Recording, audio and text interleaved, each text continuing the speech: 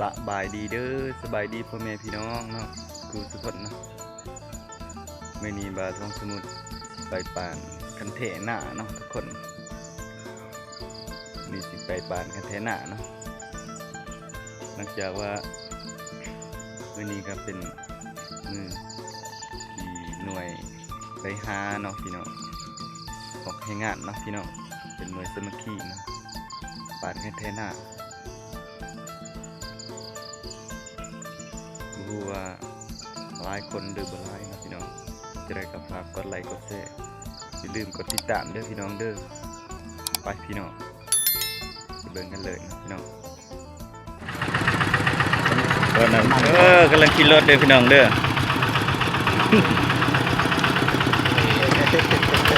โอ้ยขยันขนาดเลย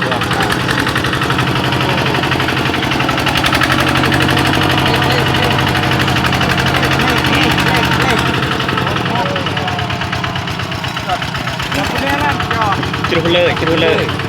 เลยหอดตรงหน้าแล้วพี่น้องไปเลยที่เอานมเล็กเลยเจ็ดนมเล็กดาวนั่นเลย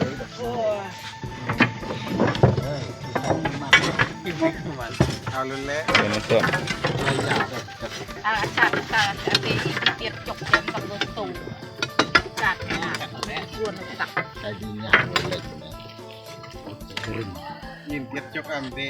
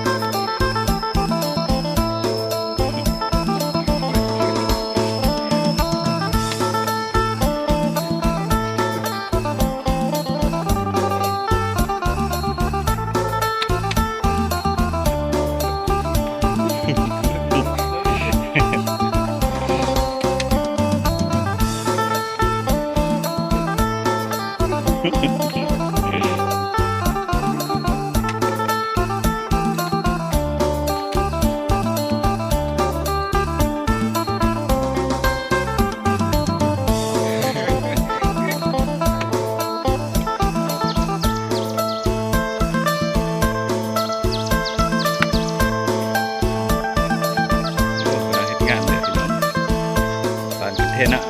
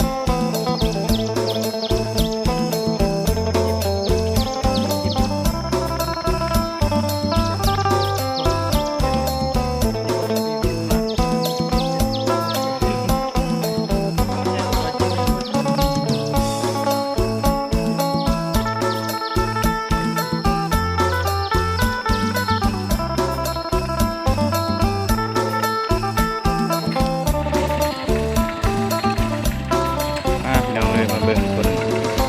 ปากเทนะเนาะท่านผู้ชมหลายคนดีๆเนาะหน่วยมาก็เจนนะทีละหน่วยซ้ำหน่วยซ่องเหรอ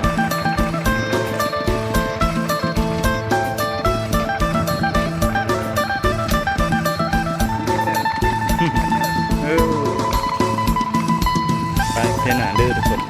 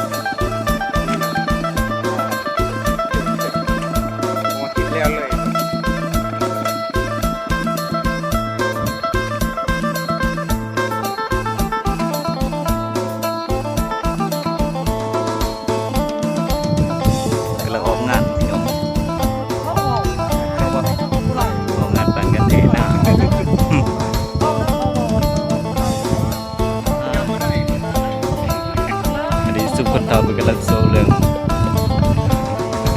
คืนเขา